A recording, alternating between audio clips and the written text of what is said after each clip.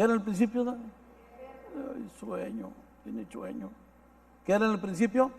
El verbo. A ver, ¿alguien sabe lo que es verbo? Háblenme. Es la acción. ¿La acción de qué? El verbo es la acción de qué? De una oración. O sea, algo así como el Padre Nuestro, pero con magna. Es sujeto, predicado, verbo, y el verbo representa ¿qué? La acción de la frase que le llamábamos oración, ¿verdad? Entonces, en el principio era el verbo, y luego dice, y el verbo, o sea, en ese principio era el verbo, y el verbo era con Dios. O sea, el verbo era con Dios. Cuando encontramos nosotros la palabra principio, nos vamos al origen, nos vamos al Génesis, nos vamos a lo que va a abrir algo que tiene un inicio, y por lógica, si tiene un inicio tiene que tener un final. Cuando hablamos del principio, aquí no hablamos de los principios morales, ni de los principios de ética, sino estamos hablando de los orígenes. Es algo diferente, ¿verdad? No, es una persona con muy buenos principios. ¿A qué se refiere? Que tiene una alta moral, que tiene un grado de credibilidad. ¿Qué más? Pero eso no tiene nada que ver con esto. Estamos hablando del origen. Estoy haciendo este ejercicio porque en la mentalidad del reino, en el nuevo pacto, nosotros tenemos que definir bien de qué estamos hablando. Confundimos mucho la moral con los tiempos, la acción con lo que se debe de hacer, el él con el quién, lo estamos confundiendo siempre, siempre. Por ejemplo, dice, yo estoy con vosotros todos los días hasta el fin del mundo. En la mentalidad de nosotros el fin del mundo es el apocalipsis, la bestia, el terremoto mundial, el ciclón mundial, y aunque eso está profetizado, ahí el Señor no se refiere a eso. Porque cuando dice yo estoy con vosotros todos los días, ¿habla de qué? De tiempo. Hasta el fin del mundo, ¿de qué habla? De espacio geográfico. ¿Y eso de dónde lo saco? De lo que dice arriba, el contexto. Vayan y hagan discípulos, ¿a dónde? A todas las naciones. Entonces, si te está mandando a hacer discípulos a todas las naciones, y luego dice, yo estoy contigo hasta lo último de la tierra, no se está refiriendo al cataclismo universal de la destrucción del mundo, en la profecía apocalíptica, cuando venga la bestia y venga un ciclón mundial. Está hablando de que te va a acompañar geográficamente hasta el Ilírico, decía el apóstol Pablo, porque él había llevado la palabra hasta el Ilírico, que para él era la parte más lejana a la que podía llegar.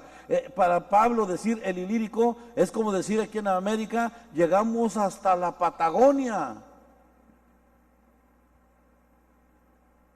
Entonces decir, yo estoy con ustedes todos los días hasta lo último de la tierra, se refiere, yo estaré contigo hasta la Patagonia. ¿Está conmigo? Entonces por esa razón debo de aterrizar mi mentalidad a lo que la Biblia me está diciendo, aprovechando la información inmediata que tengo, que es el contexto. El que no entiende el contexto de lo que está diciendo arriba del texto, entonces va a ser una doctrina que se pierde y se desfasa de la mentalidad del reino y no llega a conocer el pacto de la novedad de vida que Cristo vino a hacer para nosotros.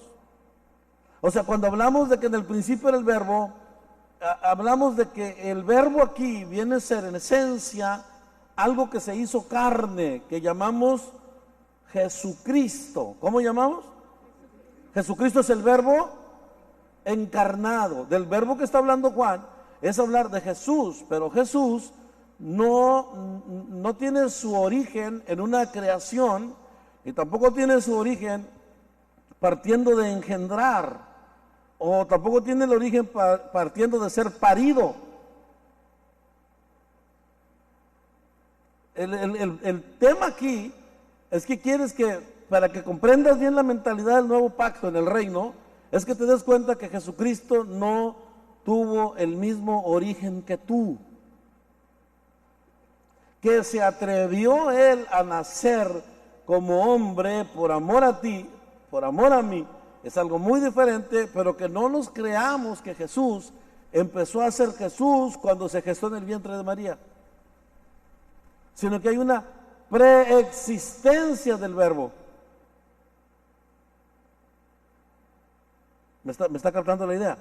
Y en la preexistencia del verbo está diciendo que tengo que cambiar mi mentalidad. Cuando dice que nos bendijo con bendiciones espirituales de los lugares celestiales en Cristo Jesús, me está dando la ubicación y me está dando el tiempo.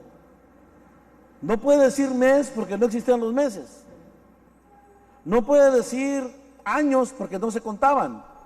Pero sí puede hablar de un evento que marcó la diferencia en el universo. Y el evento que marcó la diferencia en el universo fue la fundación del mundo.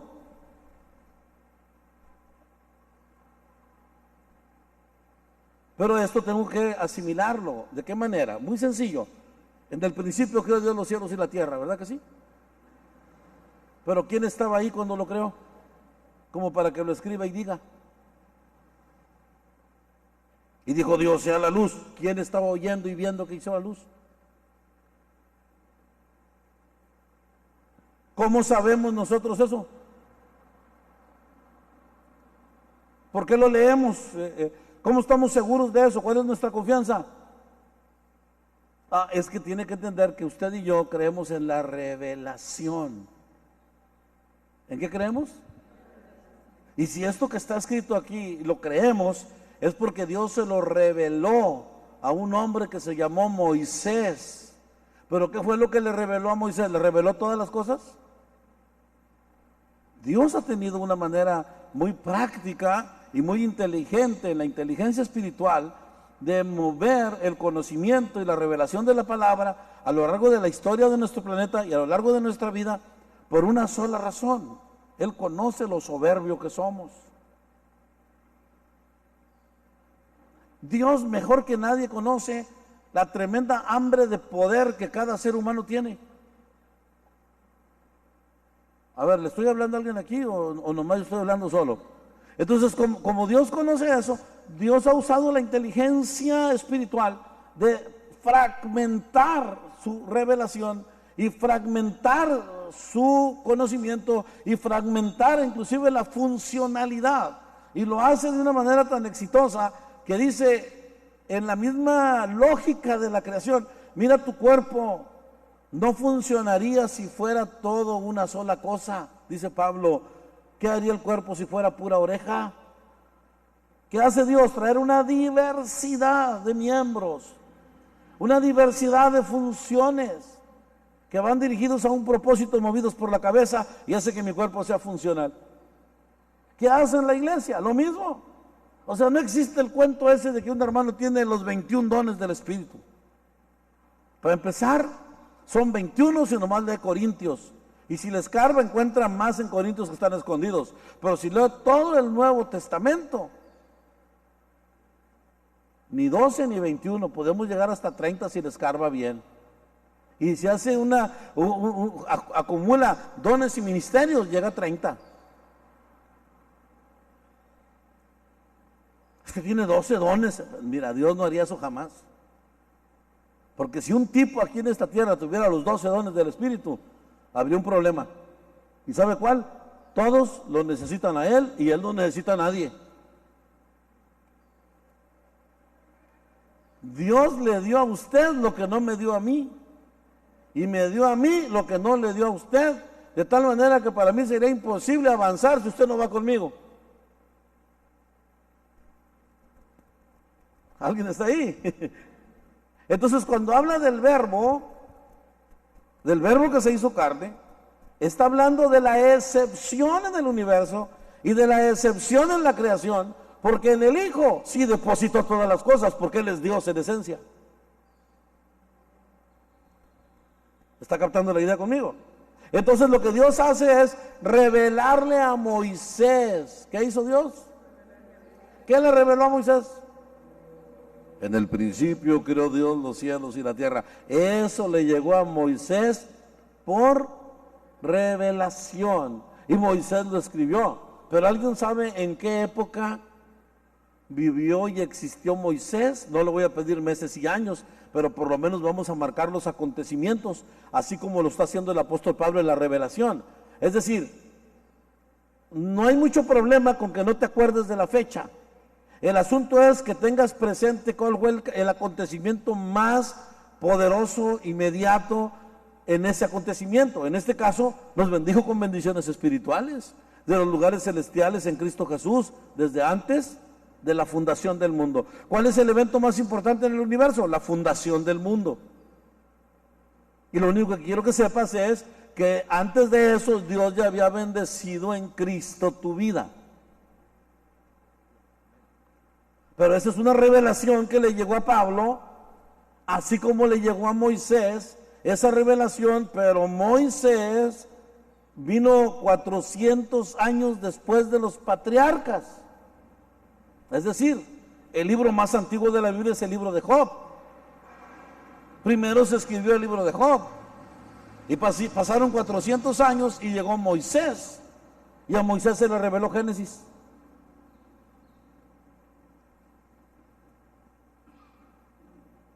¿Está conmigo? Es decir, cuando hubo un hombre de Dios en la tierra de Uz llamado Job, cuando eso se escribió, todavía faltaban 400 años para que llegara Moisés y se escribiera: en el principio creó Dios los cielos y la tierra. Eso le debe de llenar a usted de gozo, porque usted ya llegó cuando todo estaba escrito. O sea, todavía cuando Jesucristo estaba con el apóstol Juan, y el apóstol Juan estaba escribiendo, en el principio era el verbo, él todavía no podía leer esto ni las cartas de Pablo, porque esto apenas se está escribiendo. Esa es la revelación de la que estoy hablando, que en la naturaleza de pacto, de este nuevo pacto, en la visión de reino, usted y yo estamos en lo que todo ya está escrito, en lo que todo ya está hecho. Por eso Jesucristo dijo: consumado es, tetelestai en griego, consumado es. Tetelestai es la frase que gritaba el corredor cuando con el pecho rompía la banda de la meta y era el que llegaba rasgando la banda para saber que era el ganador. Si no rompía ninguna banda, no era ganador. Entonces no me diga la fecha. Dígame el acontecimiento tremendo cuando Cristo llegó a su vida, porque hay algo claro en la historia. Este mundo es uno antes de Cristo y otro después de Cristo. Y si usted y yo decimos que somos de Cristo y no hay una diferencia, pues nunca ha llegado. Usted tiene que ser uno antes de Cristo y otro después de Cristo. ¿Y quién es usted después de Cristo? Pues decimos que estamos en Cristo, pero pues no, porque no hemos entendido la esencia del verbo. ¿De quién? El verbo como esencia, que era en el principio, o sea, en los orígenes. ¿Cuáles? ¿De la tierra? No, estamos hablando de antes de la fundación del mundo. Diga conmigo: antes de la fundación del mundo. Entonces, cuando Dios dijo sea la luz, ¿ahí está fundando el mundo? No, ahí lo está reordenando. En el principio creó Dios los cielos y la tierra, ¿ahí está fundando el mundo? Sí. Pero para cuando dijo Dios, en ese principio que creó los cielos y la tierra, cuando Dios está haciendo ese fundamento, cuando Dios está haciendo esa realidad, ya había el verbo, ya era el verbo, ya era. En el principio era el verbo. ¿Qué significa eso? Significa algo así como que yo vaya y le diga a usted: oiga, ¿venden pan? Sí. ¿Dónde? Ahí con don Ignacio. ¿Don Ignacio? ¿El del pan? Sí, ahí está enfrente. Oiga, pero si yo tenía 6 años y don Ignacio ya era don Ignacio y a poco sigue vendiendo pan. Si cuando yo tenía 6 años ya era panadero. O sea, yo tenía 6 años y él ya era un señor haciendo pan y sigue haciendo pan. Si cuando yo tenía 6 años ya era panadero y era don Ignacio. De la misma manera, en el principio era el Verbo. O sea, no empezó a ser, ya era, estaba, dice, y al grado que este Verbo era con Dios y este Verbo era Dios. ¿Por qué escribe eso? Porque es importante que entienda usted de dónde parte el origen de su espíritu. Ahora está enfocado a descubrir los orígenes de mi espíritu. Ya explicamos los orígenes de nuestra carne. ¿De dónde la sacó Dios? Del barro. Lo amasó y lo hizo y lo formó. Y ahí quedó el monigote de barro así parado. ¿Por qué se movió? Porque Dios, ¿qué hizo? Sopló. Ese es el origen del alma. Si Dios no sopla, no se mueve. Si Dios no pone aliento de vida, no camina. ¿Qué hizo Dios? Sopló. Entonces tengo el origen de la tierra y del cielo. Tengo el origen de la carne, que es del barro. Y tengo el origen del alma, que es el soplar. Pero no se había revelado el origen del espíritu. ¿Alguien está aquí? Ahora, ¿le parece interesante entender cuándo se originó su espíritu? Digo, para que se dé cuenta qué está pasando. Yo el domingo toqué un tema que la verdad no pensé que fuera a ser tan enconoso, ¿no? Pero pues sí. Es que yo me sorprendí a analizar, y para mí fue sorprendente ver cómo los lagartos son como los osos. Hay un tipo de lagarto que puede invernar. Y usted puede pasar por el Nilo y ver los brazos del Nilo, que en lugar de agua tienen cieno, lodo, pero allá abajo entre el lodo apestoso está invernando el lagarto, que se puede aventar 6 meses sin comer, 6 meses sin tomar agua, y reduce su energía al cero en una somnolencia que se autosustenta. Eso sí, llegando la primer corriente de agua, sale el lagarto con un hambre, con unas ganas de tragar, que hasta se tragan entre ellos. ¿Y sabe qué? Muchos aquí redimidos por la sangre de Cristo, nomás están invernando. Y parece que estamos bien ahí, pero nomás de repente, hermano, nos cae un poquito y se nos despierta el lagartón. Pero tan grande que hasta se tragan entre ustedes. Diga aleluya. El coraje, el resentimiento, la amargura, no respetas ni a tu madre, no respetas a nadie, se va contra todo porque traes el lagarto durmiendo adentro. Pero eso no es tu origen. Porque todo esto que tiene que ver con el disgusto, con la insatisfacción del alma, todo esto tiene que ver con alma, que tiene que ver con esencia mía, no con espíritu. Pero cuando yo me voy a la riqueza del espíritu y me doy cuenta que nace del verbo, y cuando hablo del verbo hablo de que Dios habla, pero cuando Dios habla demuestra que tiene poder para crear. Pero hay algo que hizo también Dios. No solo dijo hagamos al hombre, no solo dijo hagamos al hombre, sino que no basta solo con decir en el principio era el verbo, sino hay que decir que el verbo era con Dios y que el verbo era Dios. ¿Por qué razón? Porque Dios no solamente te hizo a su imagen y a tu semejanza hablando, sino que se atrevió literalmente a embarrarse de mí. ¿Por qué? Porque nos hizo del barro. Entonces las manos santas de Dios, si tocaron barro, pues se embarraron. A ver, diga conmigo, Dios con sus manos santas se embarró de mí. Pero Dios sabía que no era suficiente embarrarse de mí. y decidió soplar. ¿Y darme qué? Aleluya. A ver, pongan la cara como que la vida que tiene Dios se la dio. Porque hay muchos que dicen, ¿y por qué vivo? ¿Y para qué estoy aquí? ¿Valdrá la pena seguir en este mundo? ¿Lo ha dicho o no lo ha dicho? Yo lo he dicho. ¿Usted no? ¿Y por qué? Porque no he ido a que se me revele el origen del Espíritu. En la religión me he enfocado a que se me revele todas las cosas que tienen que ver con lo que trasciende en lo material, cosas que se tocan y se ven, cosas que se cuentan, que se pueden oler y con las que se puede presumir. ¿Me escuchó lo que dije? Con las que se puede presumir. Hoy me encontré con una persona y me dijo, en un asalto violento asesinaron al nieto de mi suegra, o sea, mi sobrino político. Y en el funeral, desesperados, lo buscábamos a usted, pero todos nos dijeron que usted ya no está aquí, que ya se había ido de Poza Rica, que ya no vive aquí.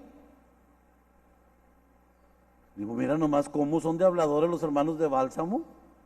Digo, deberían de hablar que aquí estoy, ¿verdad? Pero no hablan lo que deben.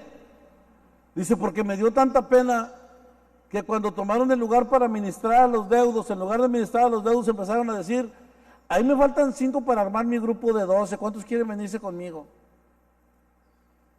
Y empezaron a hacer una promoción de culto y de religión, de grupo y de nutrir a no sé quién, y se les olvidó que ahí estaba una mujer viuda, joven, llorando por su esposo, hijos pequeños llorando por su padre, una madre dolida. A ellos les valió poco eso porque ellos andaban buscando adeptos para su célula. Eso me pegó tanto que yo decidí no volver a pararme ahí. Le digo, ¿y Dios qué culpa tiene? No, pues de hecho he visitado varias iglesias, no sé cuál quedar. Le digo, pues busque una y quédese ahí. Y ni piensa que la voy a invitar a la mía porque allá va a salir peor. Yo no soy de los que anda promoviendo la iglesia diciendo, véngase conmigo. Yo le digo, busque de Dios. Y si ya vino aquí, no se enoje, si ya sabe cómo me pongo. Diga gloria a Dios. Vamos captando la idea. Es decir, ¿cuál es la esencia? Oiga, mataron al candidato a la gobernatura, que lo matan, oiga, y ya no llegó. Pues ¿cómo si lo mataron? Pues el hermano en el funeral empezó a pedir apoyo y él se quedó como gobernador, el hermano del difunto. ¿Por qué? Porque usó el féretro de su hermano muerto como una urna para votos.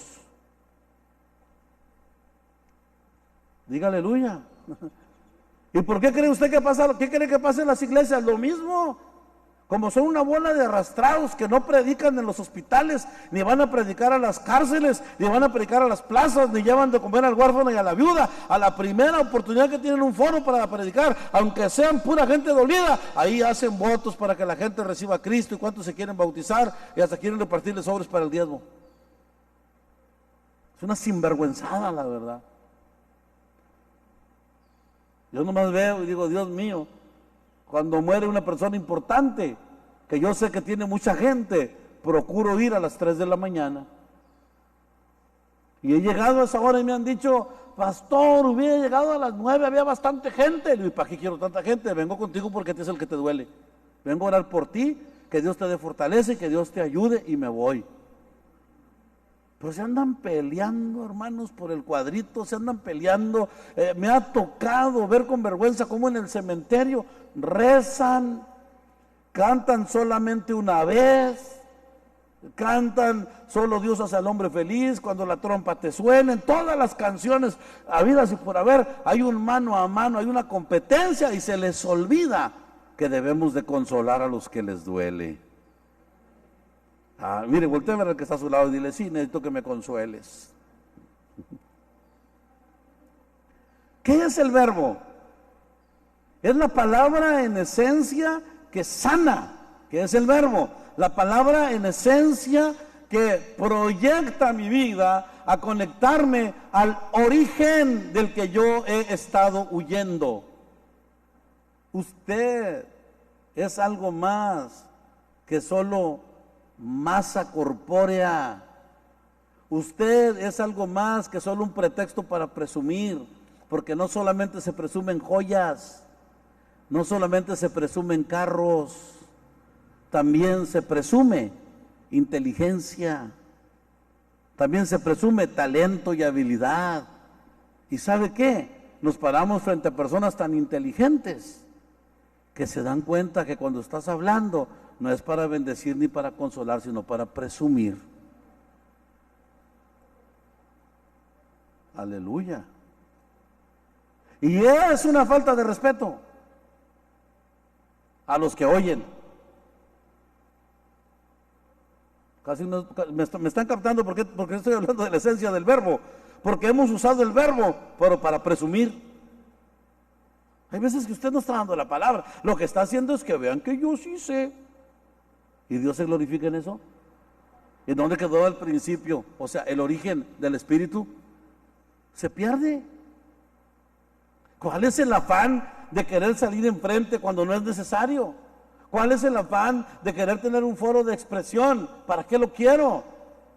Es más, quiero decirles con todo mi corazón que yo ni siquiera, escúchenme, ni siquiera tengo al 100% la necesidad de un templo para predicar. Porque el mensaje que yo predico lo puedo predicar parado en la banca de un parque, recargado en un tubo de un autobús, y va a tener a lo mejor más eficacia que estarle hablando a los mismos cabezones que no entienden. Dijo un misionero: yo no entiendo por qué tengo que estar predicando el evangelio 3 o 4 veces a una sola persona cuando hay otros en el mundo que no lo han oído ni una sola vez.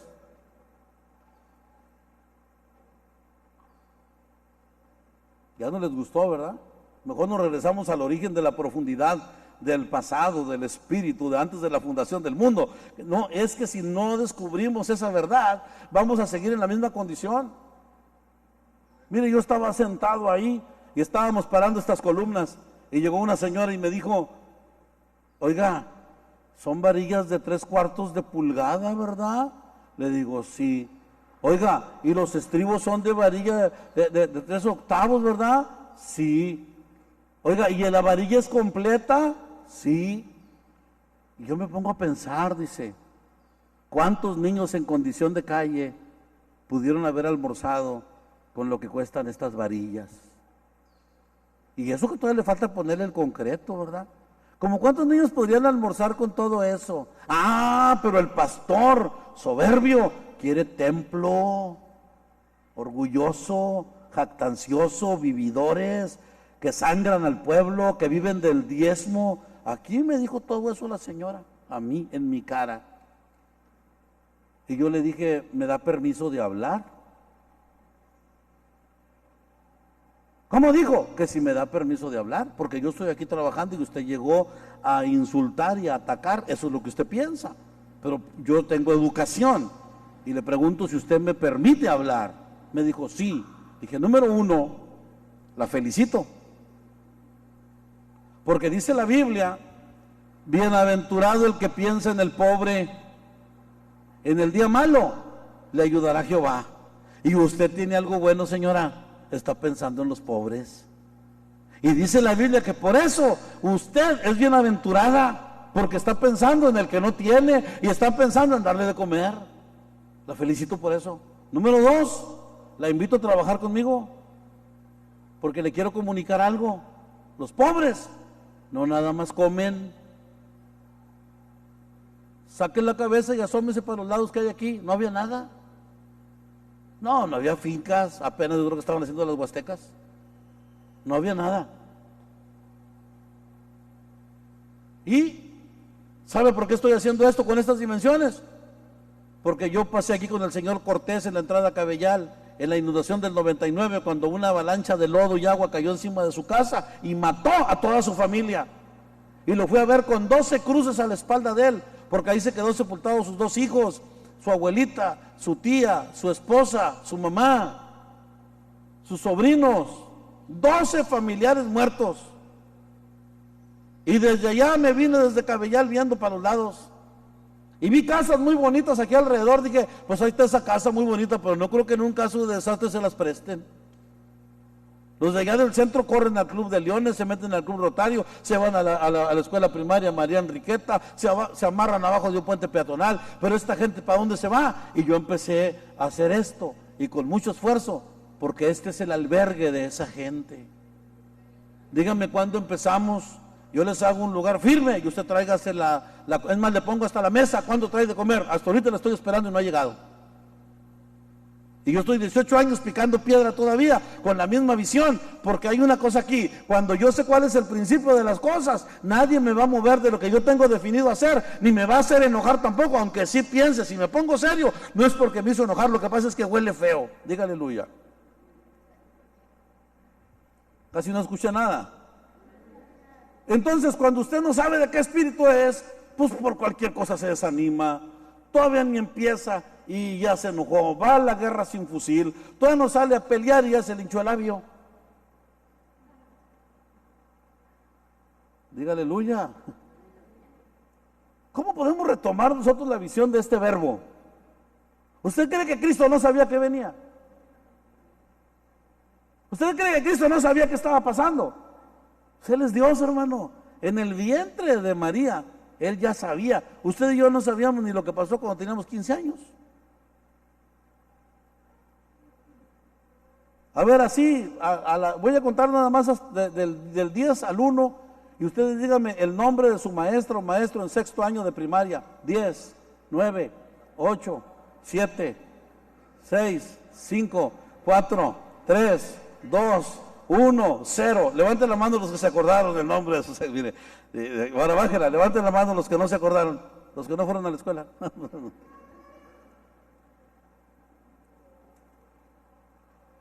Tenemos un serio problema, hermano, con las cosas que decimos. Se me olvidó. Pues simple y sencillamente no te importa. No te importa. Cuando hay un interés, hermano, que se te va a andar olvidando. Ay, es que se me olvidó que hoy era día de culto, hermano. Se me olvidó. ¿Y cómo no dice se me olvidó que me iban a pagar 10,000 pesos? Eso no se le olvida, ¿verdad? Te va a pagar 10,000 pesos tal día y tal hora. No, hombre, lo apunta y lo remarca y lo hace, que se le va a andar olvidando. Amén, amén. Y le da un paso de fe y dice, hasta habla antes, hoy no me lo puedes dar antes. El verbo sabía, hermano. Cristo sabía. De ahí del vientre bautizó con el Espíritu Santo a Juan el Bautista. Cuando era un bebé vinieron los ángeles a cantarle. Los ángeles no le van a cantar al que no sabe. Los ángeles no son como Vicente Fernández y Lucerito, que le están cante y cante a la mona ahí en el trapo y ni se mueve. No son como la luz del mundo que cargan una parihuela, Jasón, Nazón, Gisón, Joaquín. Esos no son así. Todos los ángeles cantan al que merece la honra y la gloria.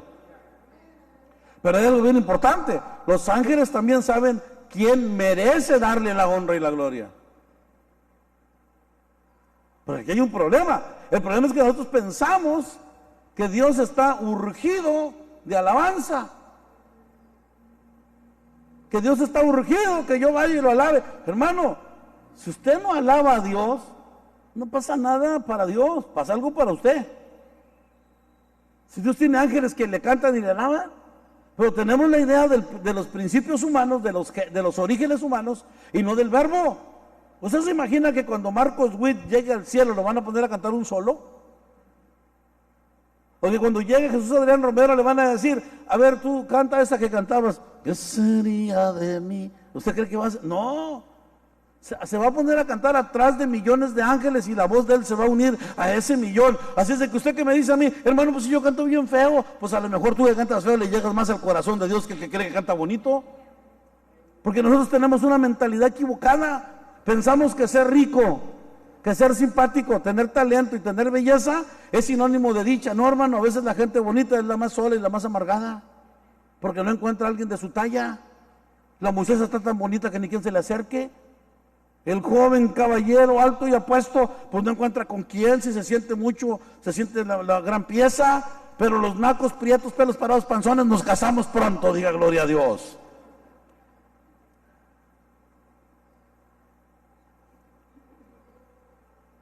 Dice amén.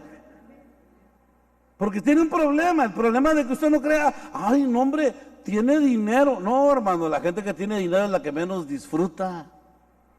Ni de la visita, porque el que lo va a ver dice, ahorita me va a pedir prestado. Y nomás lo fueron a ver, no le van a pedir prestado. Pero como tiene, piensa que le van a dar el sablazo. Dice, gloria a Dios. Entonces, el principio es que usted se regrese a sus orígenes espirituales. Dígale al que está a su lado, tú tienes un origen espiritual tan profundo que ni se te ve. Aleluya. Es un origen tan profundo que ni se te nota. ¿No te gustaría sacarlo a flote con la persona de Jesucristo? Porque eso es lo que pasa. Créame, aún los sabios más entendidos de la palabra vivieron una soledad profunda. ¿Qué hizo el profeta Elías después de que le quitó la cabeza a los adoradores del dios Baal? No tuvo miedo de que lo mataran, no se metió en una cueva.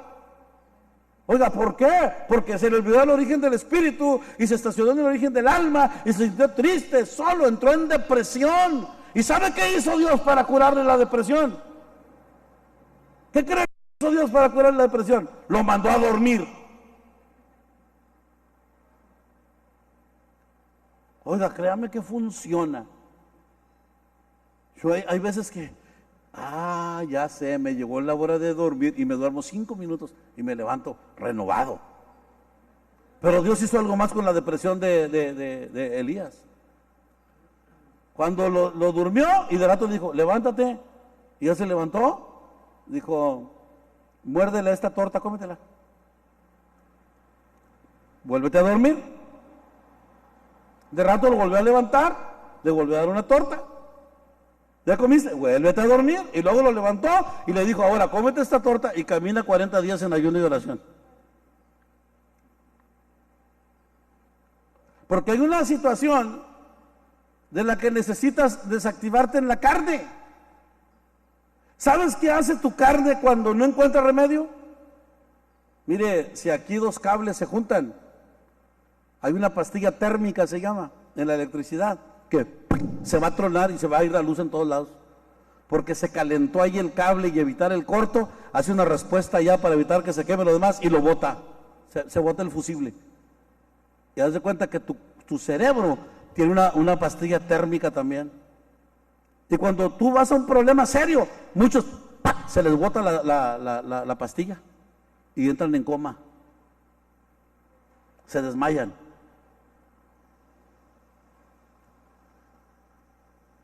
¿Qué es lo que haces? ¿Qué es lo que pasa cuando viene un incidente? Cuando vienes en el carro y viene el tráiler de frente y la gente, ¿cómo te va la gente? Digo, se puso amarillo. Las manos blancas, la cara blanca, porque tu cerebro sabe que tú puedes vivir sin un ojo, tú puedes vivir sin un dedo, sin un brazo. Entonces lo que hace el cuerpo así es, toda la sangre la manda a la caja torácica. De tal manera que tu cerebro, tu cara queda sin sangre y se va toda a la caja torácica. Tus manos quedan sin sangre, tus pies quedan sin sangre y aquí se concentra toda tu sangre como un escudo de fuerza para recibir el impacto, el golpe y que sea una fuerza que no permite que estallen tus vísceras y que puedas vivir.